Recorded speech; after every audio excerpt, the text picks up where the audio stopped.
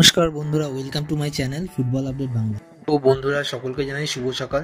তো আজকে ভিডিওতে কিছু গুরুত্বপূর্ণ বিষয় নিয়ে আলোচনা করতে চলেছি। তো যারা যারা চ্যানেলে প্রথমবার এসেছো অবশ্যই সকালে একটা করে সাবস্ক্রাইব করে দিও।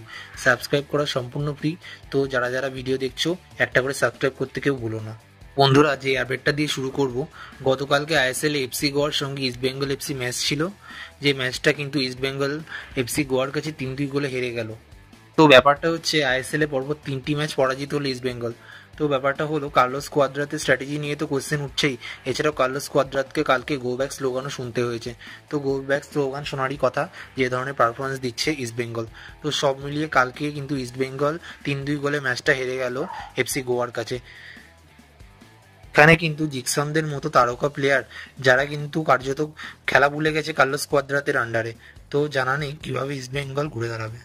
এরপরে যে আপডেটটা দিতে চলেছি সেটা হচ্ছে, আজকে মোহনবাগানের ব্যাঙ্গালুরুর বিরুদ্ধে ম্যাচ রয়েছে আইএসএল এর মঞ্চে।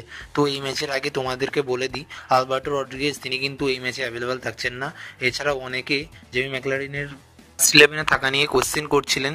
তো আমার মতে মনে হয় জেমি ম্যাকলারিনকে কোচ মলিনা আজকে প্রথম 11 থেকে শুরু করাবে না, কারণ তিনি কিন্তু পুরোপুরি ম্যাচ ফিট না। আগের ম্যাচে তিনি লাস্ট 15 মিনিট মতো খেলেছিলেন।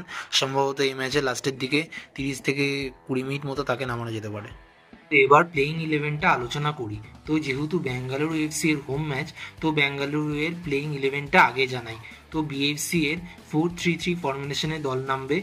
গোলকিপারে গুরপ্রীত সিং সান্ধু, 4জন ডিফেন্ডার, রাইট ব্যাকে নিখিল, লেফট ব্যাকে রোশন, সেন্টার ব্যাকে রাহুল ভেকে এবং সাথে সানা সিং বা জোবানোভিচ, 3জন মিডফিল্ডার নগুয়েরা, পেড্রো কাপো এবং সুরেশ, 3জন ফরওয়ার্ড, রাইট উইং ফরওয়ার্ডে ভিনিত, লেফট উইং ফরওয়ার্ডে সুনীল ছেত্রী বা এডগার্ড ম্যান্ডেজ এবং সেন্টার ফরওয়ার্ডে ফেরারা ডিয়াস। দিকে মোহনবাগানের কোচ মলিনা তিনি কিন্তু 4-2-3-1 ফরমেশনে দল নামাতে পারেন।